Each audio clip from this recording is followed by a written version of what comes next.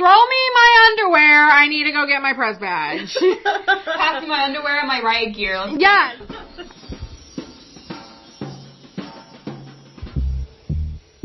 This is Off the Record, where we go on the record to discuss hot button issues in the journalism world. We're sitting here with Editor-in-Chief Madalyn Amato. Madalyn, how's it going? It's going well. Thank you guys so much for having me. On this episode, we're going to talk about women in journalism. Women's issues, what it's like to be a woman in the journalism world, being a mother, and all that jazz. Yeah, pretty much. I know a thing or two about this topic, so. Yeah. I feel like we're experienced in this realm. Yeah. Considering we're all women. 3 women. In journalism, so. Yeah. I feel there we go. We could put a conversation together. Yeah. We'll see. Yeah. Don't hold your breath, folks. Okay, well, I know you had some research, Lauren. I did. So I had a couple of things from pewresearch.org. 6 facts about United States mothers. One of them is women are more likely now to become mothers than they were a decade ago. This is particular in the case among highly educated women, which surprises me. That surprises me too. I thought more people would be not having kids. Yeah. As time progresses. Yeah. I feel like now people are more, specifically women, are more open to not being mothers. Yeah. Like Julia and I, we don't want to be moms. Count me in. And Maddie. There you go. So, verdict is in. Yeah. Why don't you want to be a mom? I don't feel I have a maternal instinct. Like, I just try and visualize myself as a mother raising children and having that be a part of my life forever, and it doesn't feel like it fits. I feel like it'd be forcing it. Like, I just think I shouldn't do it if I really don't want to, because that's not fair to the kid. Yeah. Or me, really. Mm-hmm. Yeah. I think you both feel similarly. Mm-hmm. Yeah. For myself, it was always something that was expected of me, was to be a mom. Yeah. Like, I didn't have a choice in the matter. Right. It was going to happen. I'd rather spend my time traveling, working, getting a dog. And, that's kind of how I want to live my life, and I don't feel like I'm missing out on anything. How about you? I like babies. I think kids are cool, but I definitely feel I'm more of like the cool aunt. Yes. Like, yeah. I love when my friends have kids because I go all out. I'm like baby clothes, baby blankets, baby this. I love baby things, but when I think of, like Julia said, like me being a mom, I'm like, I can't. And then, of course, in the topical conversation here, like, my career choice of being a journalist, and I want to get into like crime and politics reporting, which is very demanding. Like, my end goal is to be, or at least one of my end goals is to be a White House correspondent. So, I mean, that's a 24/7 job. Do you feel like women in journalism are less likely to be mothers? I think it depends. I think it depends on what you report on. So, if you're a food journalist and you write reviews on restaurants and stuff, or if you do more local stuff, I feel like, you can make it work. I think that's the thing, is like, you can make it work. It might take a little bit more juggling. You might have to, invest in childcare, but I think you can make it work. But I think also that might look like having kids later in life, which I know, at least from my experience, the female journalists that I know that do have children have had them a little bit later. I don't want to speak for every woman in journalism, but I feel like a lot of women who do go into journalism just kind of don't see that in their future, because their career is something that doesn't keep them at home. So their mindset might be more about travel and like a different way of living than family life and motherhood. I feel like I would just end up being too busy for that. Yeah. Because for myself, my end goal is like, I want to go into documentaries. And then once I do that, maybe I'll become a teacher and have my students be like my kids. Right. Like, I don't want to have my own. Another statistic on here is that women are becoming mothers later in life. Yeah.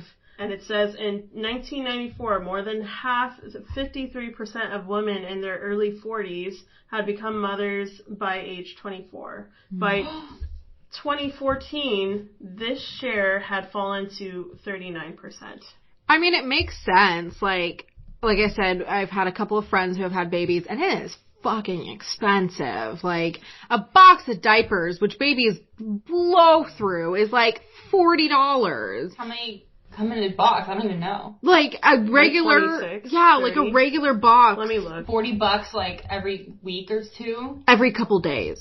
Babies shit a lot. I mean, it's expensive to have a baby, and rents are going up. You know, I think also we're saying women have babies, but like there has to be a sperm involved, however that sperm is involved. Whether it's your... whether it's a husband or, you know, a donor or anything like that. It's expensive, and I think, you know, if you don't have a career and you don't have a stable foundation, it makes sense that women are doing it later. 1 pack of Pampers is $26. Oh, fuck off. Absolutely not. Yeah. See? And that is $40. Yeah. No thanks. Mothers are spending more time in the labor force than in the past, but also more time on childcare. Mm-hmm. Women are just spending more time on everything. Well, I know that's why my mom ended up becoming a stay-at-home mom, was because she had my older brother who was 5 years older than me, and to put us both in childcare, because she was working full-time, would be her entire paycheck. So she would be working for the sole purpose of putting us in a daycare. There would be no income beyond that. So it made no sense. Like, it wasn't benefiting the family unit in any way for her to continue working just so that we could sit in a daycare. So once my mom had me, she, you know, was stay at home, and I was very lucky to have a stay at home mom. I know a lot of kids don't or haven't, and so my mom was always there to, you know, pick me up, take me to school, PTA, stuff like that, which is, you know, feel very lucky, but at the same time, there wasn't a second income in the home. My mom was also a stay-at-home mom. I was very fortunate for that. I didn't realize how lucky I was, but her path and my path are very different. And I think my mom came to realize that recently, where she was like, "You're not going to have kids, are you?" She just asked me, and I was like, "No, I'm not." And then I thought she was going to get really mad at me, but unfortunately she wasn't as mad as I think she would have been a few years ago. Right. That's really interesting, because you kind of approach the subject like, I don't know if I'm gonna have kids, and it's kind of like, oh, well, you'll change your mind when you're older, because you're too young to know now, and it's like, maybe I will, but I'm letting you know that it's very possible I will not, because this is how I feel. I think my mom's come to terms with the fact that she's only going to have, like, fur grandchildren, so, like, my cats, and I think she's okay with it. My idea of marriage has changed over the years. Where is that for me? Do I need to have marriage to feel secure? Is that the problem? Do I want to... I don't want to trap someone into marrying me. So... Ma'am, I don't think that's a trap. I think you are a prize. Right. But it's like, when I think of marriage, do I think of the wedding, or do I think of what happens after the wedding? See, I'm the type of girl who's like, I kind of want the wedding. I'm not going to lie. I kind of want the wedding. I want the dress. Yeah. You know, very like cottage core with the flower crown and I can't wait to go. You'll be there. And so will Barb and Gary. I want that, and I want the, like, I think it's a very romantic idea. Also, opinions. Taking their last name. That is a great question. Very no. And thank you so much for listening. It depends on the name. Right. See, I'm of the belief that I don't want to take the name because the roots of it are ownership. And I know that's not necessarily what it means today, but that's what it is. That's what it feels like. That's what it feels like. But also, Madalyn, period, name did not earn an associate's. Madalyn last name did not earn a bachelor's. Madalyn's last name did not earn, well, I mean, we'll see where we go here, but a master's degree. You know, that last name did not do the work that I've done. That's me. And so that's kind of my thing. Like, I don't want to lose my identity of who I am and what I've accomplished by changing my last name. I can see doing a hyphen. Yeah. I think that's where I'm at. It's like, I don't want to give away my accomplishments. I've gone back and forth. Like, I used to always assume I was going to get married, and then when my parents got divorced when I was 18, that kind of became how I perceived marriage is actually not reality. Because, like, they were together for 23 years or something, and then, like, it might be the case where I'm like, I don't know, and then one day I'm like, okay, yeah, for this person, yeah.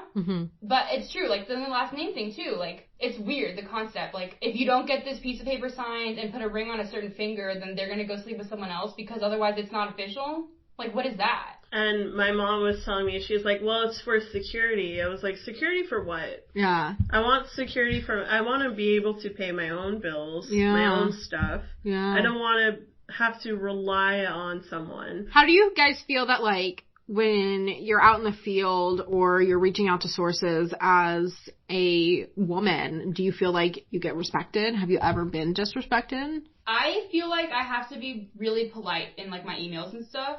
I think people have taken advantage of me because I am nice.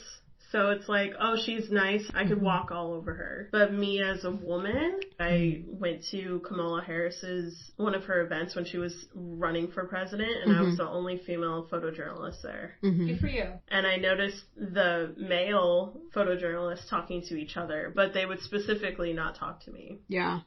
Fuck them. Fuck them. Yeah. I find when I am talking to sources, I turn on, like, my customer service voice. And, you know, it depends on the topic. If I'm really trying to get an answer out of somebody, I will, you know, talk like I normally talk. And sometimes I even actually, like, lower my voice a little bit because I have this idea of, like, a lower voice is more authoritative. But I definitely find sometimes that I'll giggle on the phone or some things that I don't normally do when I'm talking to people that I know. It's just this societally ingrained thing that, like, to get what you want as a woman, you have to be a people pleaser and, you know, giggle and laugh at their jokes. And so yeah, I at least that's been my experience reporting. And then also being a leader in the newsroom, it's been hard because I haven't experienced it so much here at Long Beach State because we all are a little bit more of a similar age group. But I know when I was at Fullerton College and I was editor-in-chief there, I was the youngest female editor-in-chief the paper had ever had. I was only 19.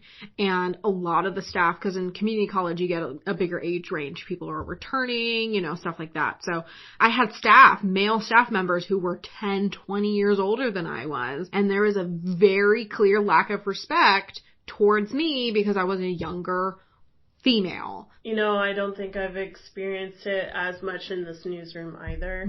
I think something else that people don't know about this newsroom is that it's mainly females. I was just going to say, all of our desk editors are women, and I think that's rare. And our content advisor was that is by female. design? No comment. No comment.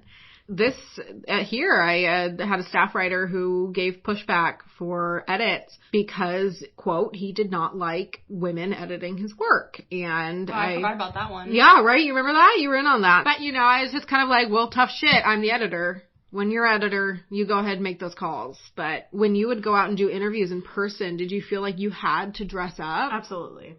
Like 1,000,000%, yes. Yeah. If I was going out and reporting today, I would have straightened my hair. I would have put on probably a ton more makeup to look presentable. You know, it was crazy over the summer when I was covering the George Floyd, Breonna Taylor, Black Lives Matter movement.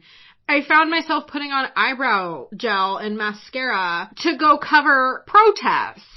And I remember getting, I think it was mascara in my eye because I was sweating so much because we're, you know, marching and running from the police. And I was like, why am I wearing makeup right now? Going out with male reporters and they're in t-shirts and cargo shorts and flip-flops and jeans. And, you know, I'm in a blouse with my hair done. And, you know, I got to look presentable. I can't just wear my normal jeans. I have to wear my nice jeans if I'm going to wear jeans or I'm going to wear slacks. And yeah, I do think that for male reporters, they can wear a t-shirt and pants and be fine. And, a baseball cap. But for a female journalist, you definitely need to have makeup on, be presentable. Yeah, they can roll up in jeans and a t-shirt as long as they have a reporter's notebook and a press badge, they're going to get the interview. And if we're standing aside looking like just normal, that's not enough. I know, I remember, I will never forget this. I was at Fullerton College and we did a tour of the LA Times. And the tour guide was asking all of us, it was the newspaper class, and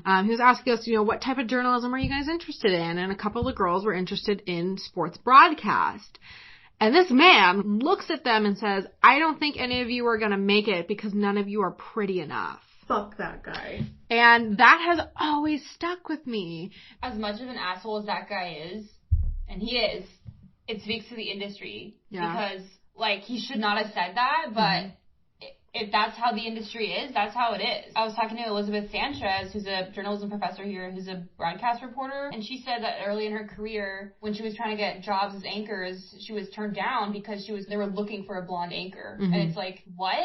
This is the world we live in, unfortunately. Even like my few speaking engagements on television, I've been so like, oh my God, I can't believe I looked like that, and I was on national television or local television, like, you know, and it's crazy. Like, I can't imagine doing that for a living. I feel like that with a Zoom call with one other person on the other end. Yeah. I'm so self-conscious about my teeth, and I'm like, I can't smile, I can't talk, because if I open my mouth, I look like a damn hillbilly.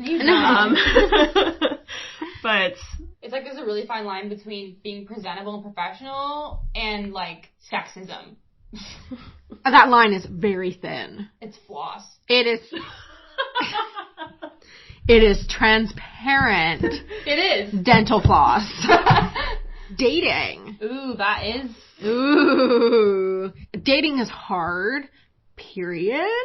But what I've run into in not only dating app world, but also like in some of my more long-term relationships is that I'm extremely dedicated to my career.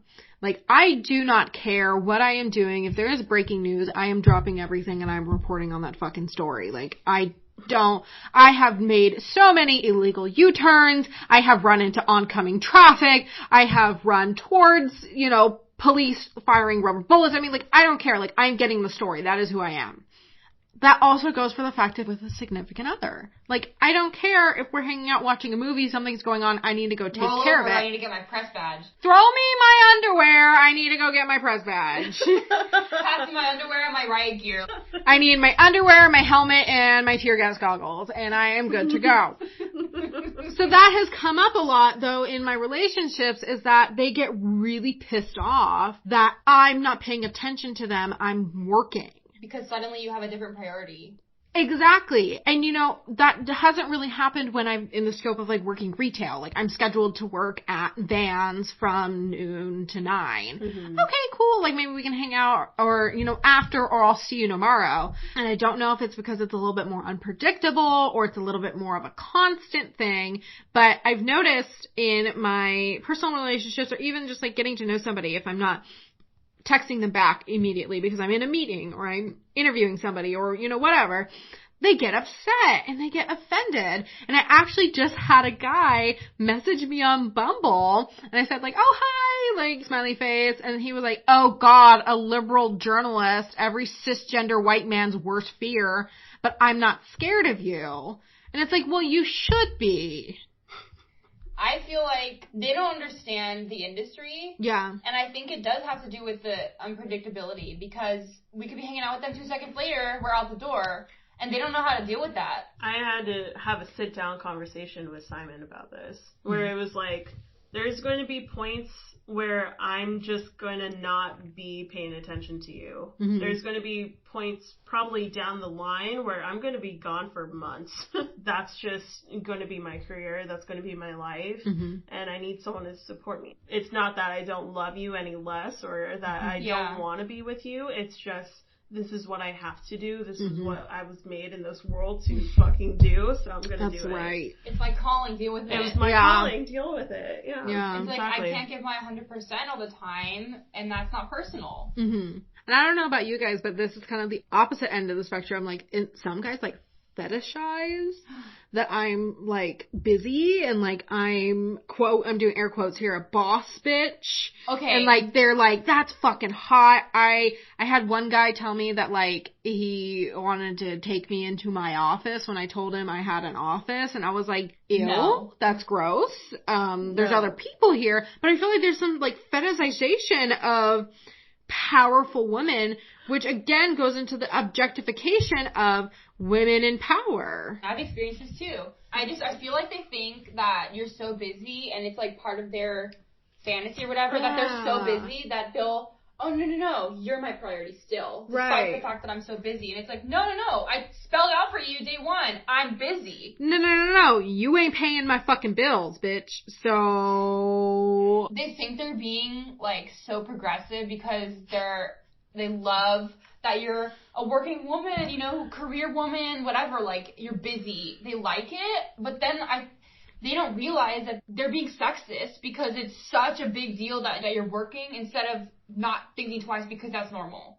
talking about, you know, being in relationships and talking about, you know, in particular being a woman and having these expectations of being in a relationship. And, you know, this career field is definitely one that it is difficult, I would say, more so than a lot of other careers, to have a very healthy relationship because, you know, it's fluid. Some days is absolutely exhausting in communication. You've been talking to people all day long. You don't want to talk. That's why I feel like I can maybe, ideally I'm like, well, then somebody in journalism will get it. Yeah. And it just feels like it's so hard to find. Mm-hmm. But it's like, that's where my mind goes, because if anyone's going to understand it, it's going to be a fellow journalist. If you're an attractive young male journalist, hit us up. Please. Yeah, I think journalists just marry other journalists because they have to It does happen. It does happen. I mean, the only person I know who's married another journalist is Barb. Robin, the advisor for Dig. Oh, okay. Mm-hmm. She too. Elizabeth Sanchez, her husband's a photojournalist. Mike Golding. Maybe I remember. No, that's right. Mike Golding is married to a journalist. She writes, and he's a photojournalist. That happens a lot. Also, Valerie from the Post. Yeah. She was. I think she met her husband at the Post. She's a journalist. And he's also a journalist. He's a photographer, I think. He does, like, visuals. He does, like, video and stuff. It's very cool. It happens a lot. And I'm like, where's my guy? Yeah.